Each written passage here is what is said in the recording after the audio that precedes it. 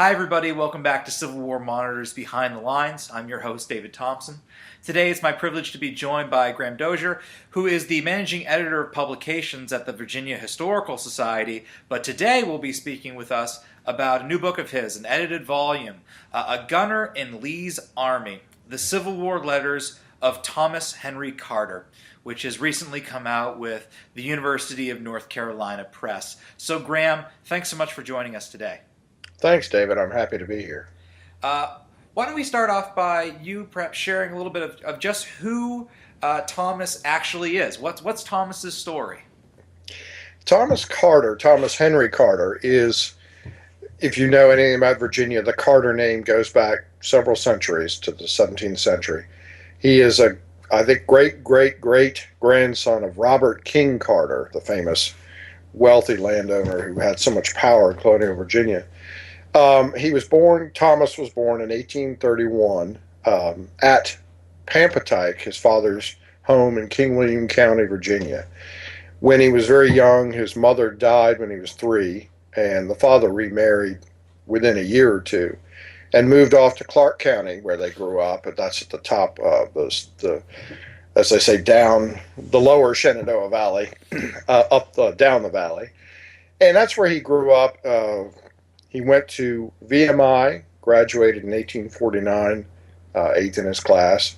And then he decided, rather than follow in the footsteps of many of the Carters as just plantation owners and farmers, he wanted to be a doctor. His grandfather, Robert, was a doctor. So he went off to the University of Virginia, got a degree there, and then went on to the University of Pennsylvania, because in those days, UVA medical school was very theoretical in its instruction, and he needed more practical clinical experience and education, and that's what the University of Pennsylvania gave him. He remained there for about a year, so we're talking about 1852 when he returns to Virginia. The overseer, his father's overseer in Pampatike, died, and his father offered him the deal to go back and manage that plantation where he had been born, which is essentially what he did. He never practiced medicine, so he became just a farmer. About 120 slaves on the property. It's not clear whether I think Thomas's father actually owned the slaves. Thomas Jr., our Tom Carter, as I'll refer to him from now on, managed the estate. He paid his father $5,000 a year for that privilege. So he settled in. He married Susan Roy in 1855, and they had 2 children before the war. When, of course, the fighting started in 1861, he went off to war. After the war, he comes back to Pampatike, takes up farming again. Of course, it's not very lucrative. All of those former slaves, many of them remain, but he now has to pay for them, and that relationship changes completely. He and his wife decided to run a school on the farm, about 16 students from around the Richmond and King William County area. That for a number of years. In 1877, he runs off to become the first state commissioner of the railroads. By that point, there was a lot of development going on, and they needed some kind of an overall command structure to coordinate, and that's what he got to do. He only did that for 2 years because the famous Readjuster Party took over in Virginia, ousting a lot of the Democratic Party, which Carter was part of. And then in 1881, he runs off to the Southern Railway and Steamship Association, which is centered in Atlanta. He's good at resolving disputes between railroad companies over rail lines and other issues. So that's what he does until about 1896, at which point he returns to the University of Virginia as their proctor and head of buildings and grounds, essentially. So he remains up at that school, his alma mater. His wife dies in 1902. Carter suffers a stroke in 1905, and then 3 years later, at his son's home, or actually his daughter, Juliet, who had married Robert E. Lee Jr., and they were living at Romancoke in King William County, and he is there in 1905 until his death there in 1908. And he's buried here in Richmond at Hollywood Cemetery along with his wife and various people that they brought from the Pampatike Plantation burial ground. So they're all now not far from President Circle, where Monroe and John Tyler lie in Hollywood. So that's a very basic description of Carter's biography.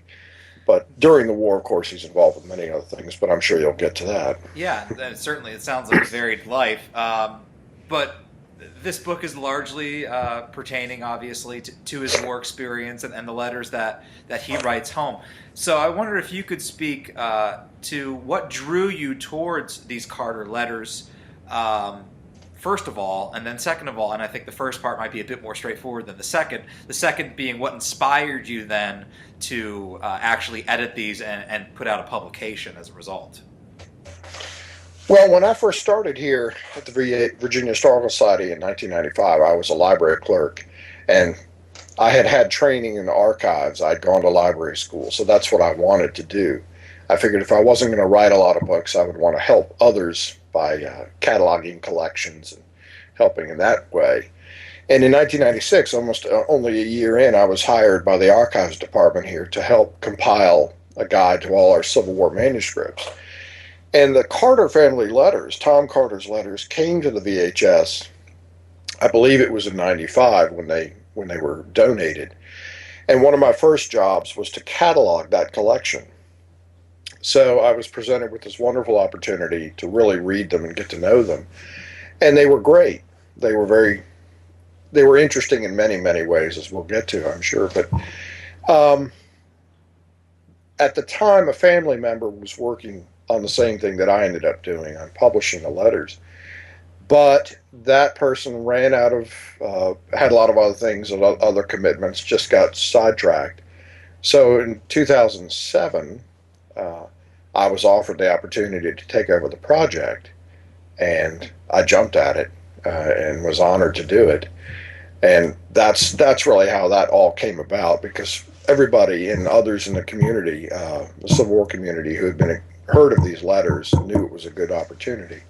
So that's what happened. And then from 2007 until the end of last year, essentially, I worked on it, mostly on weekends, because I do have a day job, unfortunately. So it took longer than it should have, but I really, really enjoyed it. It was a great experience. Now, how did you, from, I suppose, a logistical, practical standpoint, actually devise your approach to editing these letters?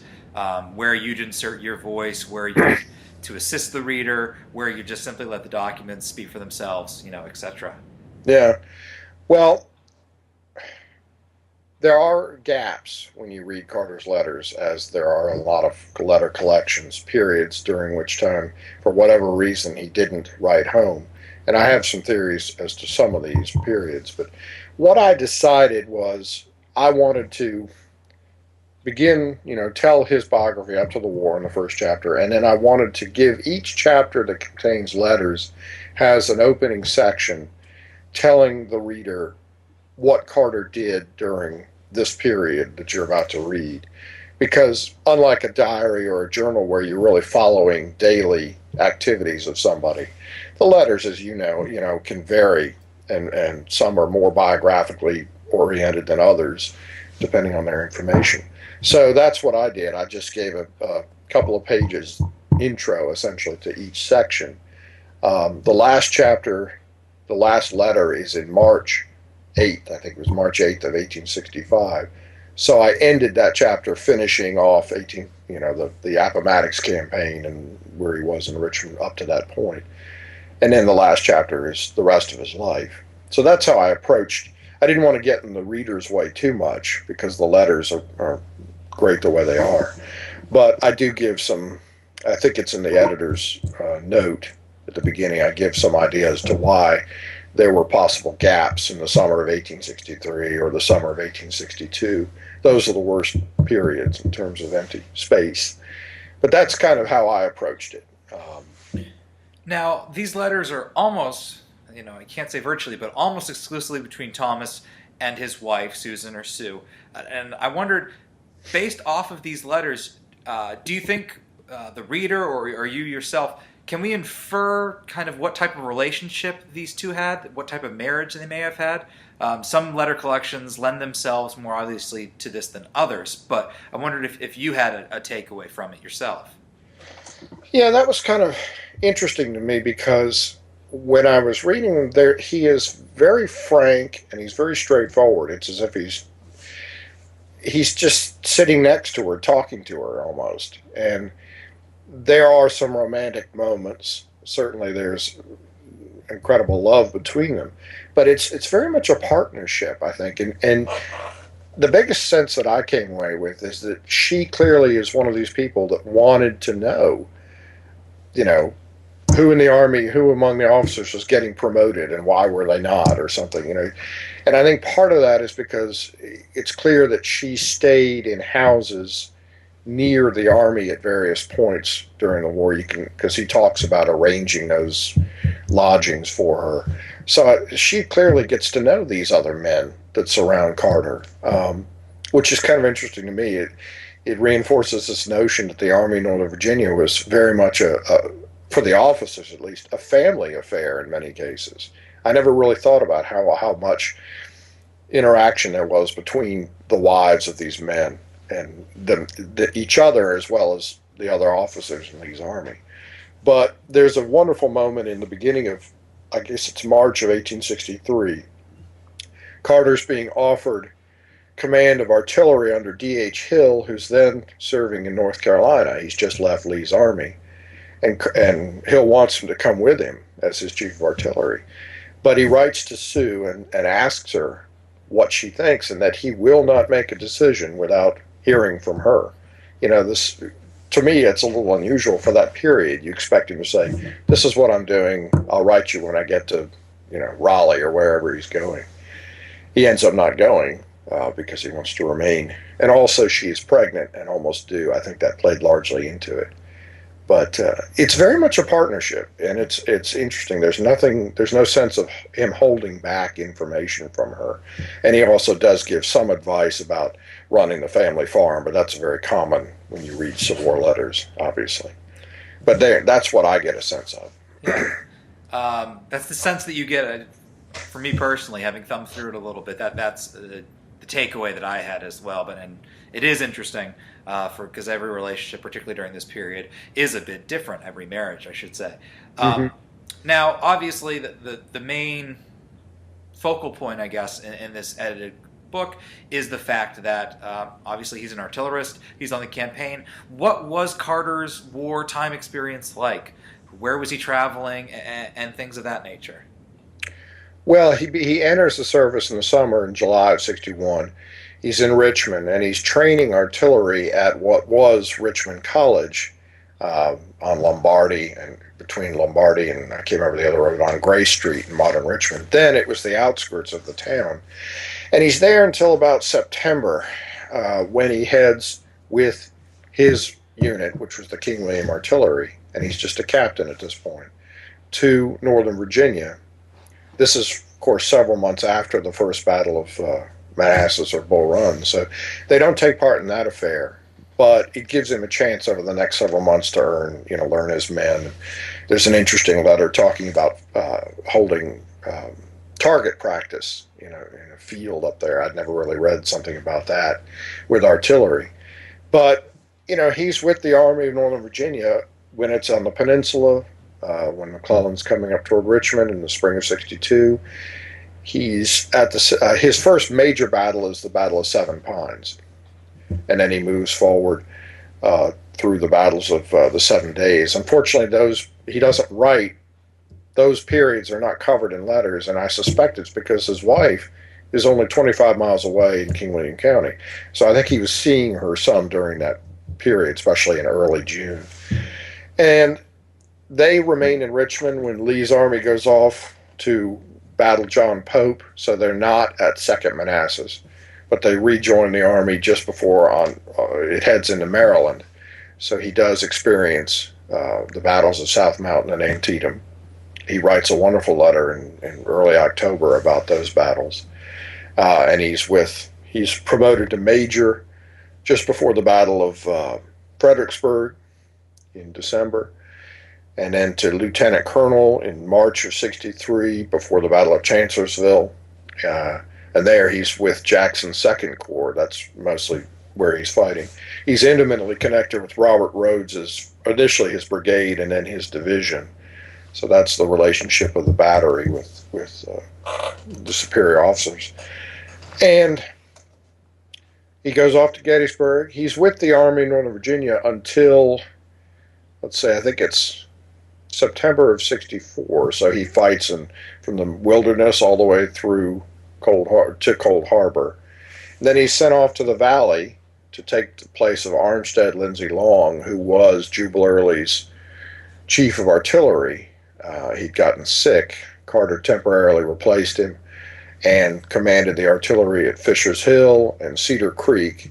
And there's a wonderful letter about after Cedar Creek, only two days after the battle, which was a tough loss for the Confederates. And then he returns to Richmond in the very early, late January, I guess it was, of '65. And he's manning the artillery east of the city of Richmond until April 2nd. And then he's on the retreat and heads and commands the artillery that was supposed to fight the Union Army on the morning of the 9th of April, but the fighting is called off. So he's with Lee's army throughout all the major battles with the exception of Second Manassas, really. So that's a whirlwind tour. And in February of '64, he'd been promoted to colonel, so that was his last highest rank that he achieved. Now, aside from perhaps giving some very colorful and interesting reports on battles and the events related to them, does Carter write home about other matters, more especially pertaining to the home front? Early in the war, he talks a lot about, he's very attuned to morale at different times throughout the period from '62 to '65, really. In the spring of '62, he's very concerned with the whole issues of re-enlistment and what the Confederate Army is going to do about that and the government. He never had a fondness for the Confederate States government for some reason. He was a Virginian, and I speculate in the letter in one of my introductory sections that he goes with the Army, he goes into the service because of Virginia's decision, very much like Robert E. Lee would have done. He does deal with his wife's management. He helps her manage the plantation. There's a man in Richmond who they've been dealing with for years that he is always working with her to arrange shipment of crops and everything with him. Interestingly, toward the end of the war, he's very critical of the Confederate population, what he senses as a lack of support for the Confederate Army, and particularly with manpower issues. And he's one of those few Confederates who favors the enlistment of former slaves, I guess, who would have been given their freedom to become soldiers. And he can't understand why the Confederate population doesn't understand this, that they need every body they can get in the field at this point. You don't get a sense that he thinks the war is almost over, like you read in a lot of current literature, that after Gettysburg everything is downhill from there. There's none of that in Carter's letters. But he very much believes in doing what's needed to win the war, to achieve their goals. But there's so many little details, and he talks about the Western theater some, and rumors of battles and people dying that didn't die. Unfortunately, news wasn't quite as good as it is now and as accurate. But I don't know. There's so many different angles that you can approach through these letters that make it a fascinating experience. Now, just to wrap things up, I'll let you go on this question and just slightly shift gears here a little bit. What's going on at VHS right now as we start to wrap up, the sesquicentennial here of the war? Well, several years ago, starting in 2011, we constructed this all-encompassing exhibition that was first here and now has been traveling the state since that time. And I think it's in Abingdon, Virginia right now, and it's going to finish up at the museum, let's say the American Civil War Museum's Appomattox location, what was formerly the Museum of the Confederacy. And that's a large exhibition that tells both sides, the home front and the battlefront of the war in Virginia. We also have a small panel exhibition that can travel to libraries or schools or any other kind of locations. We're not doing anything here anymore because that was done back at the beginning of the sesquicentennial. And right now we're undergoing a lot of refurbishing of old exhibition spaces. So it's kind of quiet, but we've got some banner lectures coming up in the spring that are Civil War related. I think the first issue of the Virginia Magazine next spring is going to have a Civil War theme to it. So we're trying to finish up with, because it does come to an end theoretically next April in the state. But it's been very successful. I know we've gotten collections donated throughout the last 3 years. A lot of things going on as usual, as you can imagine. I can only imagine, Graham, and certainly positive words have been spoken about Virginia and how it's approached the sesquicentennial and how other states could have behooved themselves by paying a bit more attention to how Virginia approached things in terms of remembering the conflict 150 years on. Yeah. Well, Graham, thanks so much for taking some time out of your day to speak with us. Again, everyone, the book is A Gunner in Lee's Army, The Civil War Letters of Thomas Henry Carter. I've said it before and I'll say it again. You really can't understand the war without understanding how individuals who fought in it, who lived through it, wrote about it. And their day-to-day experiences that they put down on paper for posterity, and edited collections just like this one really offer us the greatest sense of how this war played out and the sacrifices made by so many during the war. So Graham, really exciting to have another volume added to the shelf of soldiers' letters that are coming out for everyone to see. Again, it's with UNC Press, so I suggest you pick up a copy, and hopefully we can have you back on again at some point in the future. Oh, thanks, David. Thank you very much.